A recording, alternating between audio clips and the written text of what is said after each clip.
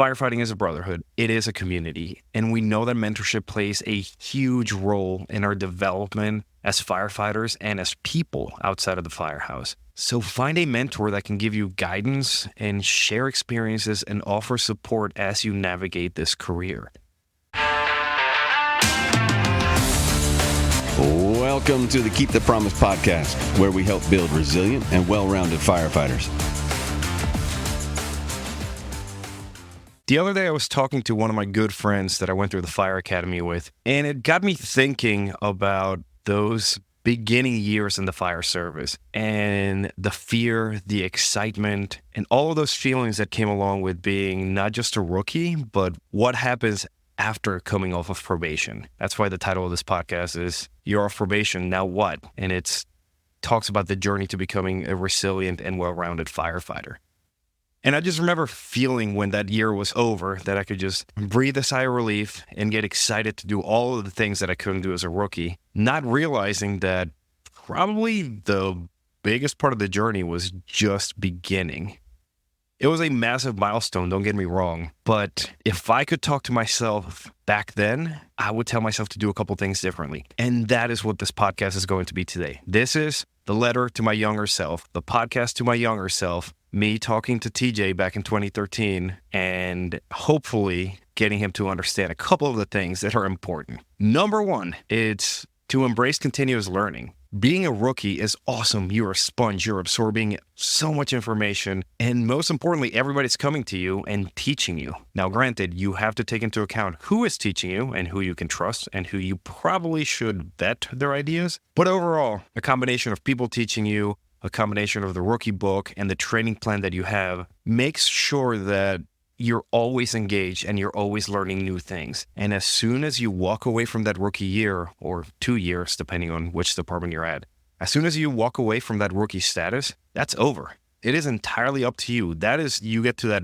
fork in the road where you can say, hey, I am going to go out and advance my career, and I'm going to keep learning and improving, or I'm just going to coast for the next 20, 25, 30 years. Listen, if that's your thing, go forth. But if you're listening to this, I have a feeling it's not for you. So, talking to my younger self, I would have told myself to, yes, embrace that continuous learning, because I did. I jumped into all the special ops classes, all the crazy hazmat stuff, whatever I could get my hands on. But to make it a consistent marathon, not a sprint, there were times that I would be taking classes every single off-going shift and detailed to classes while I was on shift. And while I was able to get that certificate at the end, it was just a whirlwind. And we all know that we sometimes don't learn as best when we are completely booked. So I would have told myself to just kind of pump the brakes a bit and spread that out over a longer period of time. And most importantly, to set my own personal goals and to track them. Because yes, these classes had syllabuses, whatever the word is. It had a syllabus for each class, but it would be so wonderful to have my own little journal of my progress to look back on today and say, oh, this is what I was doing in 2014, 15, and so on and so forth. So yeah, number one, embrace that continuous learning and make a plan to continue learning, stick to it, write it down, and keep it for posterity, and keep it because it's going to help somebody else. Number two, do not neglect physical fitness because it's a cornerstone of resilience. We all know this. This is what Keep the Promise is all about. Resilient, well-rounded firefighters. And we know it's a critical component of firefighting, but it is so easy for us to let go of that habit and find ourselves in a less than ideal position. I have a picture that's super embarrassing. That is, I kid you not, less than 6 months after graduating the academy. And when I tell you it's disgusting to look at, I went from being in the best shape of my life when I left the fire academy to in this picture having multiple chins, massive round face. I was winded after this fire. It was all around awful. And that was that sort of like gut punch that told me, hey man, this job is demanding and it requires a lot out of you. And just because you made it through the academy doesn't mean you're Superman. Like now you have to prove who you really are and really stick to a fitness routine. Second part of that physical fitness is proper nutrition. Again, I thought I was Mr. Hot Stuff, and I thought that, in my early 20s, I could eat whatever, I could do whatever, like no big deal. Yeah, no, that's not how it works. Because if I'm eating a ton and not exercising as much as before, we know what's going to happen. There was no balanced nutrition. There was no balanced diet. And I reaped the rewards of that, which was not being 100% for myself and for the crew and for the citizens. Hydration also, and not the one at the bar. Hydration is key. And on the topic of drinking, look, it's fun. I did it. I drank a handful of bars completely dry many times in my life. But with the crappy schedules that we have, with the lack of sleep, with the nutrition that we sometimes let go, adding so much booze to it, it's just taking years of our lives. I'm not criticizing. Like I said, I have my history, and it was fun, and it was crazy, and one day we can sit down and tell some of the stories. But understand that every single one of those drinks is going to affect your performance on the fire ground and off of it, and it's going to affect your mental health. Also, one thing that I wish I had paid attention to within this physical fitness realm is recovery. Because I had that mindset of, I'll sleep when I'm dead. I'm going to do all these things. Like I mentioned, taking all of those classes back to back to back was worth it, but it crushed my sleep. I worked on 3 to 4 hours of sleep for decades, and it adds up. It adds up to that mental fog, to that like cognitive, almost like sluggishness. And not to mention the fact that you're not going to see all the gains at the gym, and you're not going to see the progress, and maybe the weight's not going to go away even though you're eating well and you're consistently exercising. So recovery is that hidden weapon, that secret weapon that I honestly wish I had paid more attention to back in the day, because with that extra cognitive power, what else could I have learned? Number 3 is mental readiness. So we know how much of a high stress profession this is, and we know the toll that it takes on the mental health. And I wish I had started early on developing strategies for managing stress. I mean stuff other than drinking and other than just bottling things up. Things like meditation, things like deep breathing exercises, and some sort of muscle relaxation technique to reduce that stress. Probably one of the peak times of my career was when I was consistently getting up ridiculously early. Now, granted, I should have been sleeping more, but getting up ridiculously early, doing a 15-minute meditation, driving to work, working out for an hour before shift, and then hitting the shift hard and eating well and trying to get to bed early while on shift. It was awesome. Obviously not sustainable because, like I mentioned before, I didn't have the rest of my shit under control, but that was a glimpse of what life could have been like.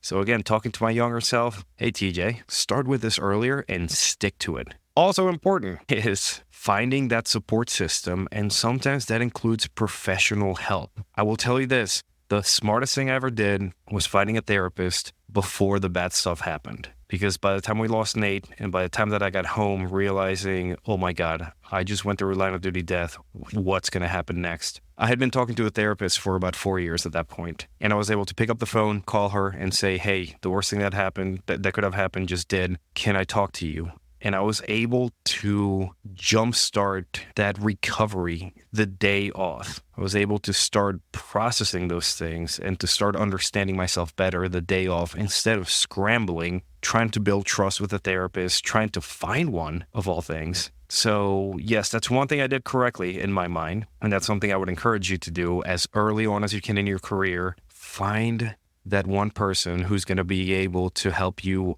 unravel all of those deep, complex thoughts. The other thing that's important within the mental readiness is that stamina, the mental stamina. And the one where I failed at was that positive self-talk and the visualization, setting those realistic goals, because my goals were always lofty and kind of unrealistic. And when I didn't meet them, because they were lofty and unrealistic, the self-talk was just heinous and still is to this day. So while it's important to challenge ourselves mentally, quite often, also give ourselves grace to be like, hey, this is something new that I have never done before. Maybe it's okay that I failed. And also within mental readiness is maintaining those relationships with friends and family. And I mean that family within the firehouse and outside the firehouse. Because building and maintaining these relationships does take a lot of effort, but it is that support system that we come to rely on the most. Now, word of advice from somebody who's been there, not every single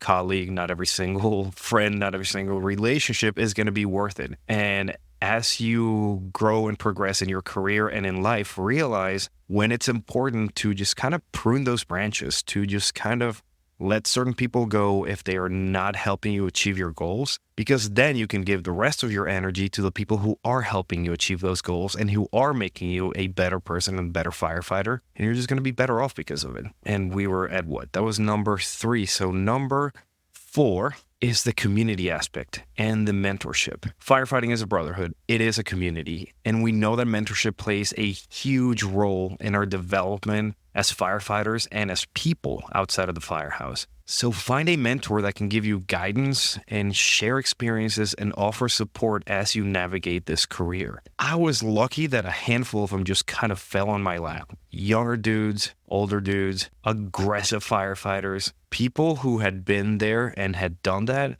and for some reason took a liking to me and would just explain things. I could bounce ideas off of them. To this day, I can still call them and say, hey, I have this half-cocked idea. Or, hey, I'm going through a kind of crappy time. Let's chat about whatever. These people who have been where you are, who exemplify the qualities that you aspire to develop, are going to be key for your growth and your development. And as somebody who's being mentored, take the time to thank them and to let them know how important it is. And one of the biggest ways that you can do that is to learn as much as you can from them, to be ready to mentor those people who come after you. Because yes, we're talking about what happens after rookie year, and that is you start becoming a full-fledged firefighter, and now you have to start thinking about, hey, pretty soon there's going to be a rookie that comes in behind me, and we're probably going to be speaking the same language, or we're going to have the pretty similar shared experiences. So I can be a mentor to that rookie and be able to pass on the things that I've learned. Also, fun fact, something that I did whenever I had to deal with new people is be that mentor and be that role model that other people were not. Like I mentioned before, some of the people we encounter maybe don't have the best intentions. Maybe they're not the best mentors, but just because of the time and tenure or whatever, they have the most say. So it's just as important to take those people and thank them, because now they're teaching you how not to be. So take their actions, their words, and do the opposite, right? If they're an absolute insufferable prick, just do the opposite, and you are not going to be insufferable, and you're not going to be a prick. Boom, it's mathematics. Firefighting is a community that also extends beyond the firefighting, and that community involvement is going to give us those experiences, those opportunities for personal growth and fulfillment. It's something greater than ourselves. And by that, I mean, take advantage of this brotherhood of firefighting and find those people outside of those 4 walls in your firehouse and make friends with them. I've talked about it in a handful of episodes, and I've had friends over who have harped on it to no end. Barrett on episode 11, and I want to say it was 52 and 54, talking about how we met in some hazmat class in the middle of nowhere, Colorado 8 years ago, and the group of like 6 of us who became best friends that week still talk to this day. We still hang out, know everything about each other and each other's families. And that applies to so many other experiences that I've had. And it's wonderful. We have similar shared experiences, but also enough of a distance and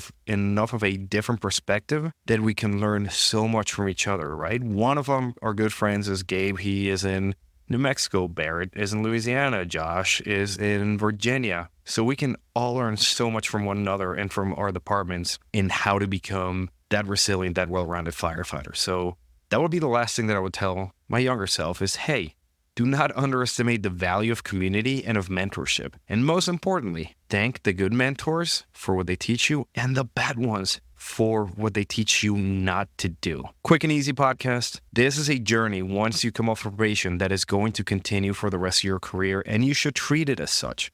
You should treat it as every day being an opportunity to learn and to improve and to become a better firefighter. It's a significant milestone to come off of probation, but it's just that beginning. So embrace that continuous learning, maintain your physical fitness, build mental readiness, and foster that community and mentorship, because that's how you can become a resilient and a well-rounded firefighter, as we always talk about. Remember that the path to greatness is a lifelong journey that requires quite a lot of dedication, a ton of effort, and an unwavering commitment to excellence. So if you like this, let me know, be it on social media, be it on email, whatever you want to do, post it, tag me. I love doing these little things, these little blurbs, mostly as ways for me to, again, talk to that younger self who I was. And I know that if you get value from it, you will let me know. So if you enjoyed, awesome, rate, review, do the usual stuff, let me know. If not, then don't, and then I just will not do these things anymore. Until next time, be good, be safe, I'll catch you around.